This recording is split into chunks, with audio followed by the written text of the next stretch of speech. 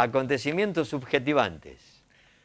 Sí, bueno, el hijo llegó, en realidad es una prepresentación porque eh, me ha llegado el libro borrador que es para hacer la última evaluación, eh, para que bueno, finalmente se terminen de imprimir los volúmenes originales, ¿no? Que va a ser, supongo que durante este mes, eh, 15, 20 días de enero, se va a cumplir.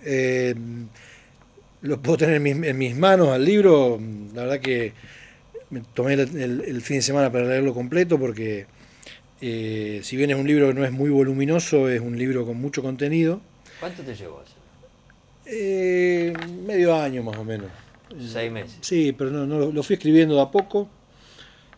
Fui haciendo juntando algunos ensayos que iba escribiendo, hasta que en algún momento empecé a juntar toda esa información, empecé a reformular, a revisar, a mejorar, extender, bueno, todo lo que se hace cuando uno escribe un libro.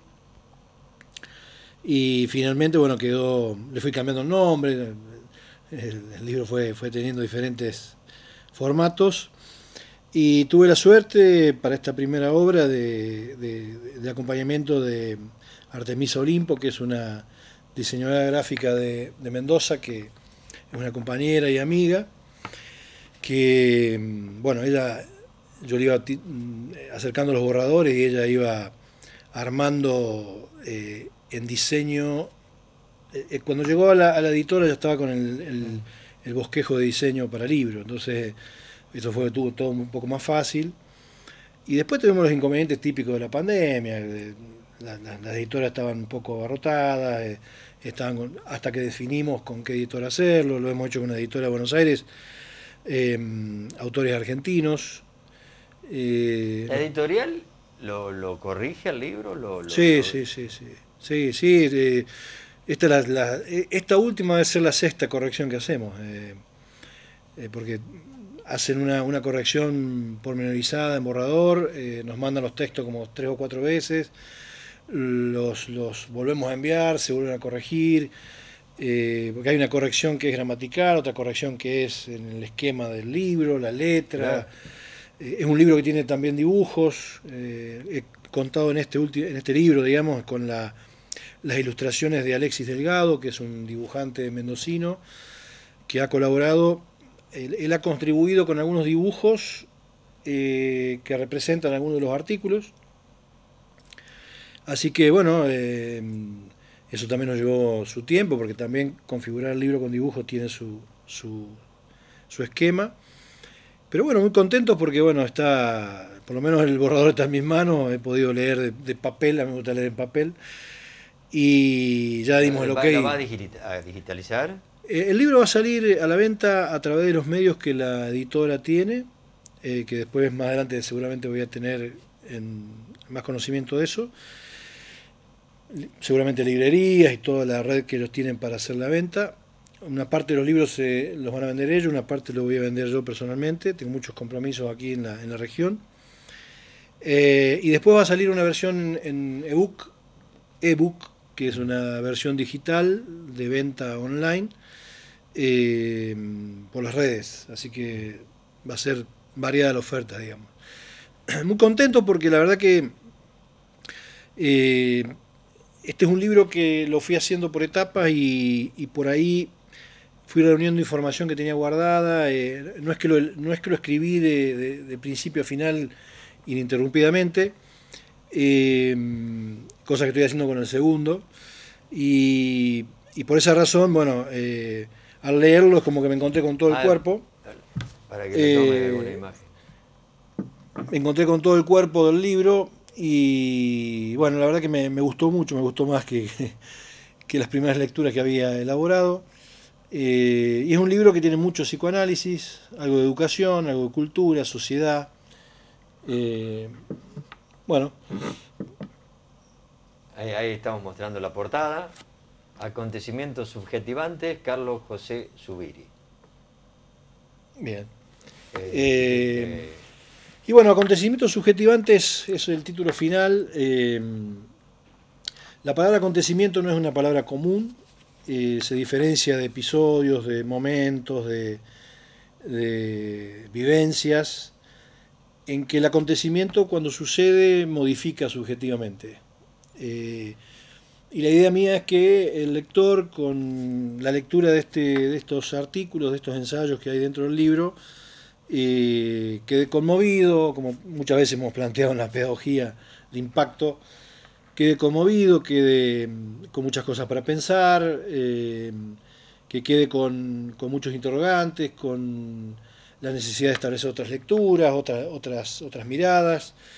Y subjetivante porque, bueno, en esa transformación que implica el concepto de acontecimiento, la idea que esa modificación, esa transformación, esa especie de impacto genere sobre la subjetividad de quien está leyendo e interactuando con el libro un cambio, una modificación y que sea un material que genere densidad psíquica, ¿no? Bueno, creo que va a tener en ese sentido mucha coherencia porque los artículos... ¿Y qué podemos elegir para hoy? ¿Algunos de los subtítulos, capítulos? Bueno, son muchos los artículos, son muchos los ensayos, pero bueno, yo te diría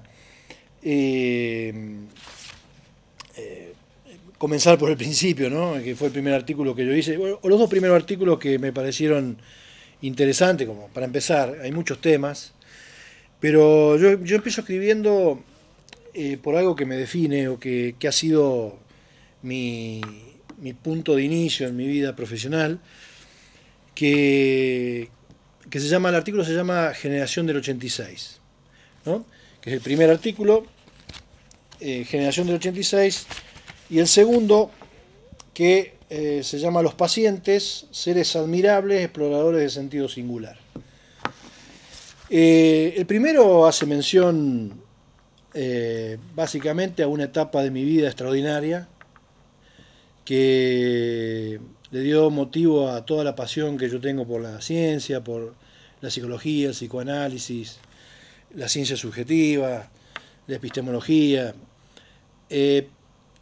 Yo ingreso a la facultad en el año 1986, en 1984 la facultad se abre, la facultad de psicología, y en 1986 nosotros fuimos parte de la transformación del plan de estudio, que trajo aparejado, bueno, una época de estudio extraordinaria, una universidad muy parecida a la reforma que se dio en el 55-66, con la construcción de lo posible que hemos hablado acá, donde, bueno, se estudiaba en los parques, en las aulas, en los baños, en los bares, en las bibliotecas eran algo extraordinario, y donde al abrirse la facultad con cátedras democráticas y con cátedras abiertas y muy ricas, aparecieron una cantidad de docentes que volvieron a Córdoba, que volvieron a la universidad y que hicieron de esa etapa que duró unos 6, 7 años, 8 años, hasta los 90, que fue brillante y que le dio forma, bueno, al perfil de aquellos profesionales que salimos nosotros,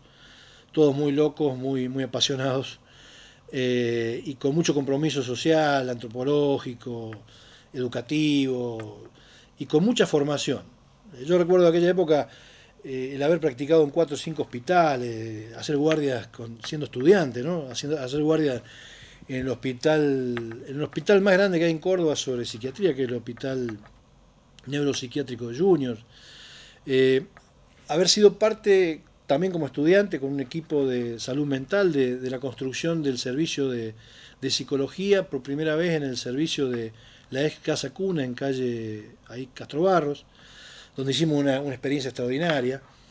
Ahí pude trabajar un tiempo en extensión comunitaria, un tiempo en consultorio y un tiempo en la parte de psicología interna, que era toda la parte de trabajar dentro de la internación. Tuve mucha experiencia en terapia intensiva, que ahora está muy de moda todo lo que es la ansiedad de la terapia intensiva con el tema COVID. Hay muchas cosas para decir ahí. Es decir, una etapa que la vivimos a pleno y que forjó todo esto que a mí me mueve tanto y que genera tanto compromiso con lo social, El 86. con la salud. La generación del 86. La generación del 86. ¿Sí?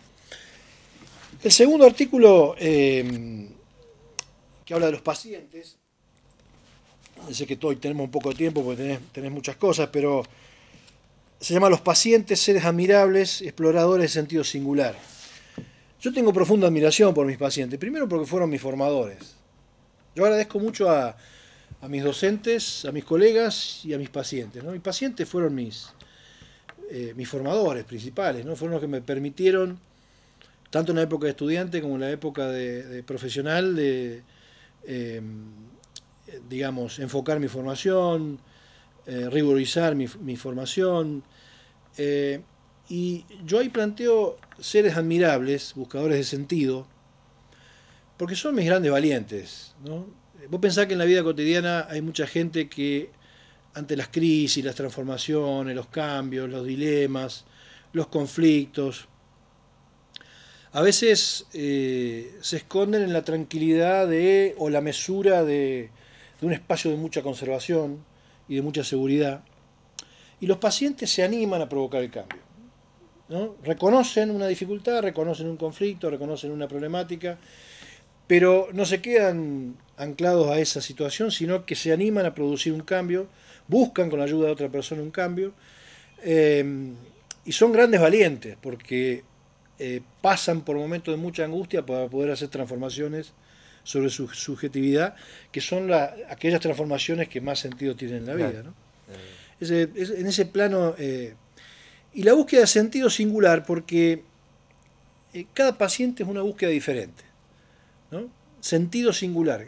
Para cada historia, para cada paciente hay un sentido singular, hay una historia particular, hay una capacidad de historizarse que hace de ese movimiento terapéutico que lleva a veces meses, a veces años o el tiempo que sea, un camino, una aventura que es apasionante, una relación vincular que es apasionante y que trae aparejado después de un tiempo una transformación que nutre y cambia al paciente, pero nutre y cambia al terapeuta, ¿no? Como decía Freire, que también por ahí tengo un artículo de Freire, cuando hablaba de educación, que igual que en la educación, ¿no? Cuando uno educa a otro o cuando está dando clases, aprende del otro también, ¿no? Hay una relación de ida y vuelta entre docente y alumno. Bueno, en el espacio terapéutico pasa lo mismo. Uno crece, se transforma y bueno, y cambia con sus pacientes, ¿no? ¿Para quiénes está destinado el libro, Carlos? El libro es un libro de lectura, obviamente que para los psicólogos es un libro muy, muy interesante, para los docentes es un libro muy interesante y para la gente común también. Es un libro que se puede leer tranquilamente. Hemos tenido en algunos momentos algunas discusiones con algunos colegas cuando yo empecé a escribir y a publicar algunas cosas. Esta discusión de si uno baja la vara de algunas conceptualizaciones o las deja en el lugar donde las sitúa cuando escribe, ¿no? Y a veces es una invitación también a que la gente eleve también su nivel de interpretación, ¿no? Acá hemos hablado mucho, Luis, de densidad psíquica, chatura intelectual, las problemáticas de la intelectualidad líquida, de la sociedad líquida. Bueno, la idea es ayudar o contribuir a que la gente pueda pensar, profundizar su pensamiento, sumar terminología nueva, sumar interrogantes, sumar planteos. Hay muchos planteos muy interesantes. Es un libro, repito, que es fácil de leer porque son ensayos cortos, no son muy largos, pero son de mucho contenido, hay que pensarlos, ¿no? Mucho contenido, hay algunos pasajes con algunas ideas que tienen mucho poder simbólico, mucha metáfora, pero bueno, interesante como contribución a una construcción y a un crecimiento de la subjetividad. Yo te había pedido que me dejes, pero no podés, así que bueno, espero yo que... te voy a traer el original. El original. Este es un libro que es el libro papel de prueba, es un libro, es la última, ya está todo acá, lo estuve manoseando todo el fin de semana, inclusive donde tiene los dibujos originales, lo tiene en blanco y negro también, y el tipo de tapa, el tipo de hoja es otra, el original, la letra también es un poquito más grande, y bueno, Inclusive hay alguna apreciación de los dibujos que si no la ves en color no se entienden, porque tiene mucha... hay dibujos, bueno, este dibujo, bueno, no se va a ver en Sí, la sí, imagen, lo pone así, paralo, así. este es un dibujo original del autor, de Alexis Delgado, ¿no? Sí, ahí se ve bien. Que es sobre un artículo que habla de los combatientes de Malvinas. Es en homenaje a algunos combatientes acá de la zona, que algunos han tenido la posibilidad de charlar conmigo, y donde se llama Guerra, Trinchera e Identidad, ¿no? Donde a través de los relatos de ellos y a través de algunas historias vinculadas con ellos, yo saco esta idea de trinchera que muchas veces uso cuando hago una defensa del aula, una defensa del consultorio, y de todos estos lugares donde la subjetividad se potencia. ¿Por qué digo esto, trinchera? Porque te cuento una anécdota chiquita, no sé cómo estamos de tiempo, vos decime, Luis. 5. Bueno, un combatiente me cuenta una vez que ellos estaban defendiendo la zona sur de las Malvinas en Bahía Fox. Y una o dos noches antes de que terminara la guerra, en un bombardeo les destruyen los elementos de comunicación. Entonces empezaron a pasar los barcos ingleses por la bahía y ellos tiraban, seguían tirando, defendían la trinchera, defendían el lugar. Ellos tenían que defender el sur de las Malvinas. Y estuvieron tirando, tiros o defendiendo el lugar hasta 3 días después de que había finalizado la guerra. Pero no había nadie en la isla central que pudiera comunicarles a ellos que había terminado la guerra. Y los barcos ingleses daban vuelta por la bahía esperando que ellos terminaran de descargar todas sus municiones. Hasta que en un momento se dan cuenta de que no había más respuesta, entonces baja un barco con un bote con bandera blanca, pide hablar con el oficial a cargo, se acercan, dialogan y ahí le comunican que había terminado la guerra, ¿no? ¿Cuál es el aprendizaje? ¿Cuál es la idea brillante, ¿no? de esto? De que las personas de corazón y las personas que tienen un sentido profundo por la vida y por la defensa de las grandes cosas, defienden su trinchera hasta el último momento. Yo les agradezco, me emociono cuando te digo esto porque lo he hablado muchas veces con el autor de este relato y inclusive lo he llevado a dar charlas sobre esto. Fue una experiencia extraordinaria y un aprendizaje, son las cosas que uno aprende de sus pacientes, ¿no? O son las cosas que uno aprende de la gente que ha conocido en la vida, con la que ha charlado y ha dialogado. Y el otro relato que tiene ese artículo es sobre cuestiones de la identidad, porque una vez un combatiente en consultorio me dijo, vengo a verte porque no sé quién soy. Desde que volví de la isla no sé quién soy. En la isla sabía que era un soldado. Corría peligro todos los días de morir, no sabía si moría o vivía, pero sabía que era un soldado. La importancia que tiene para la vida cotidiana las cuestiones de identidad, esto de saber quién es uno, ¿no? Y él no encontraba identidad en tierra, las encontraba, o la tuvo en la isla. También una idea y un aprendizaje muy fuerte de un artículo que es muy emocional y que Alexis Delgado, el dibujante, lo dibujó o lo retrató de una manera muy especial, ¿no? Muy especial. En la tapa, lo último, y te lo dejo, la tapa del libro que ya pudieron apreciarla, si quieres ponerme vuelta, pero esta foto es una foto que saqué yo en un día de pesca en el canal de Brava.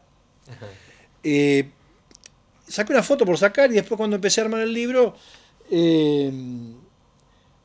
me gustó el puente porque la subjetividad sirve para comunicar a las personas entre un lugar y otro, es un puente, y la subjetividad en Argentina está resquebrajada, ¿no? Entonces está como ese puente que vemos en la foto.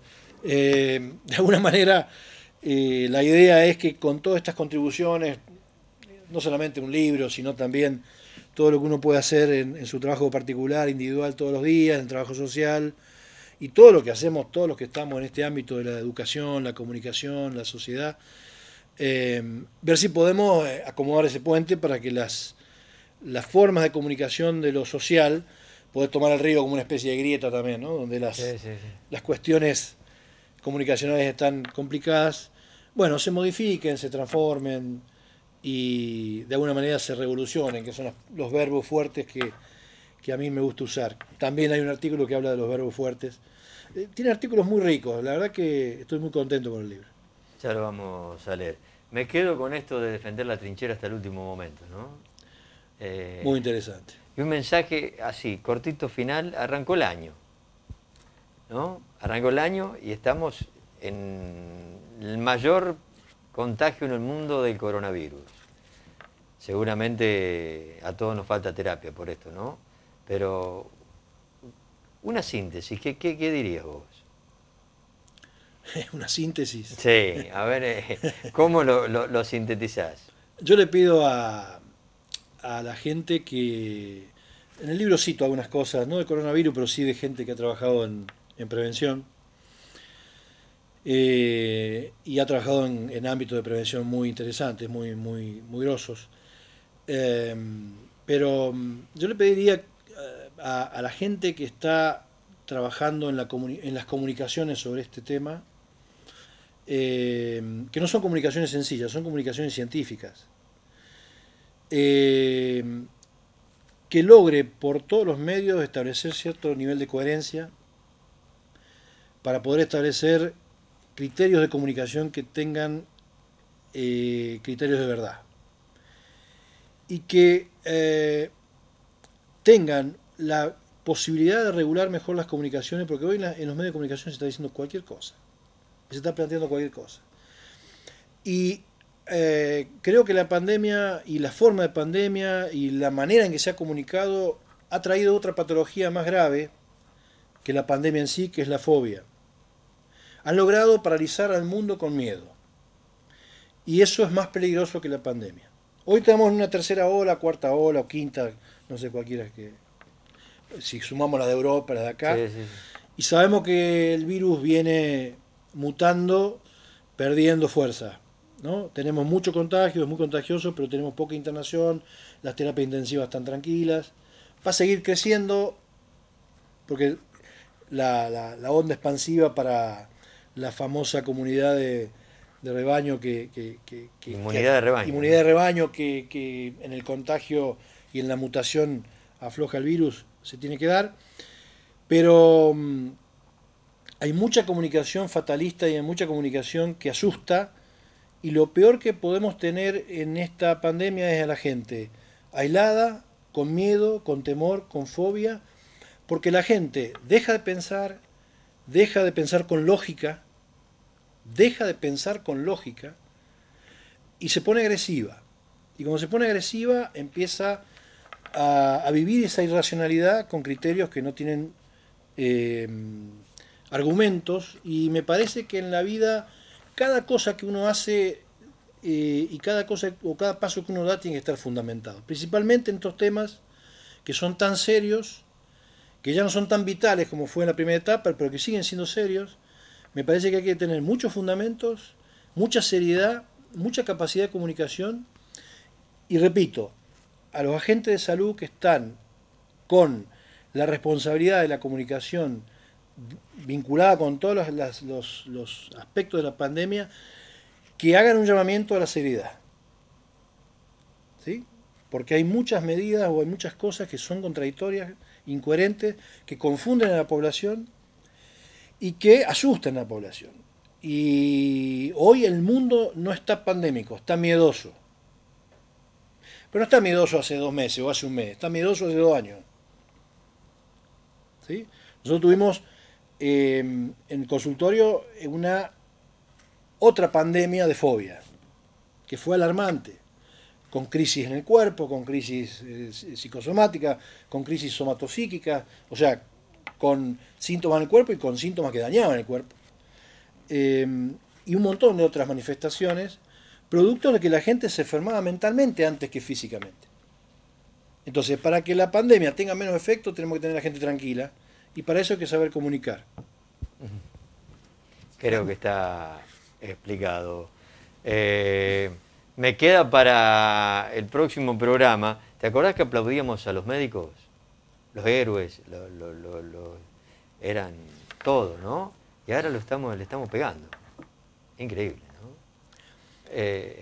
Yo creo que hay que seguir aplaudiendo a los médicos, porque yo creo que hay que aplaudir mucho a los médicos que no han hablado, que se han seguido, los médicos de trinchera. Los médicos de trinchera. Hay mucha gente que habla. Yo digo que para hablar A ver, yo he venido a hablar con vos acá y todo lo que yo te he dicho acá en el medio de comunicación, yo te lo puedo fundamentar. Jamás vendría a hablar acá de cosas que no puedo fundamentar. Y hay mucha gente que ha estado más en la televisión que en un consultorio. Y los que somos defensores de trincheras, consultorios, aulas, sabemos lo que significa. A mí no me digan que te cansa estar 10 horas en un consultorio, porque uno está 10 o 15 horas en un consultorio. Este teléfono es de mis pacientes. 365 días del año. 24 horas. Yo trabajo en salud.